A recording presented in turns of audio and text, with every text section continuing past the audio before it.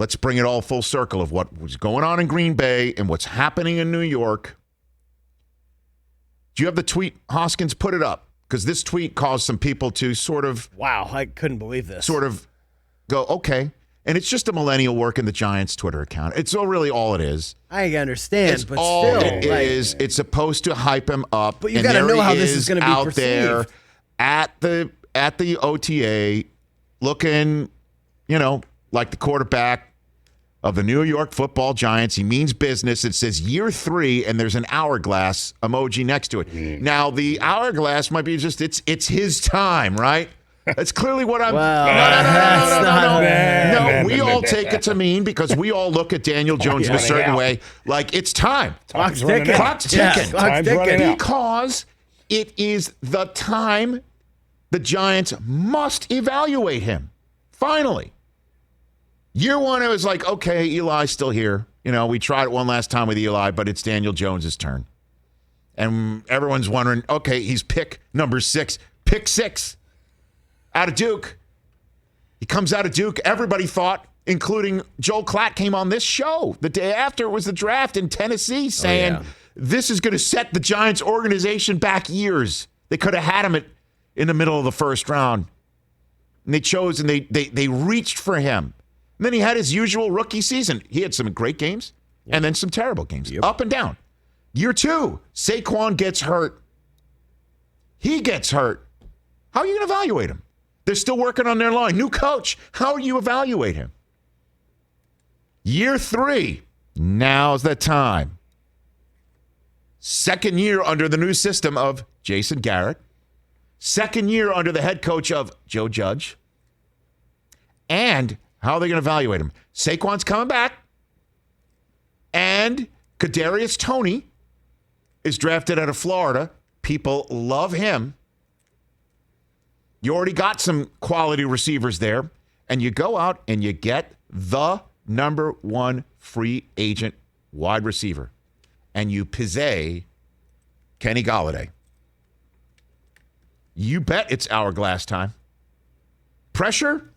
You know he's feeling the pressure. He's got to feel the pressure. Hold on a minute. It has to be. Hold on a minute. Wait a minute. I'm being told it's really Eli Manning in disguise. It's on all of us. It's on all 11 guys to, do their job every play, to step out. That's how we're going to make big plays, is everyone doing their job, and it's not on any one person more than the other. It's about everyone executing together as a unit, and that's how we're going to create explosive plays, and be a productive offense.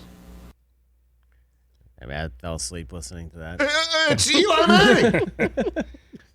You know what it is? It's like Men in Black. Okay. That is an alien in the Eli Manning skin suit. Zeebs? That's what it is. Kind of looks like Eli. Sounds just like him. I mean, he's picked up the mannerisms, the inflection, the sort of, I'll answer it, but I'll just, stay above the fray. That's Eli Manning.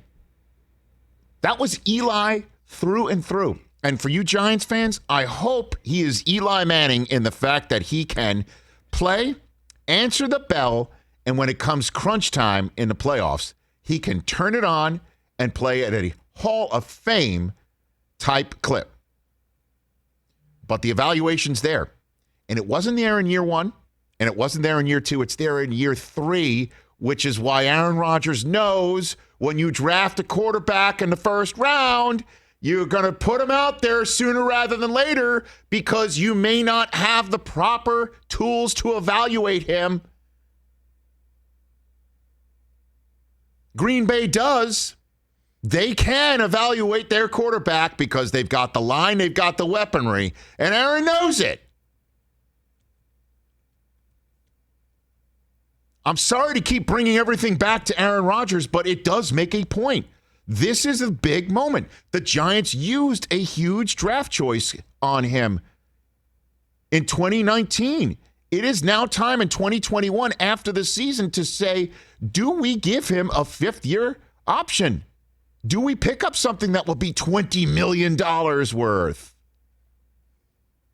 And the answer will be apparent once they evaluate him this year with a healthy Saquon and Kenny Golladay and everybody else that's there. You know? And in Green Bay, they got to get their guy out there or trade him now.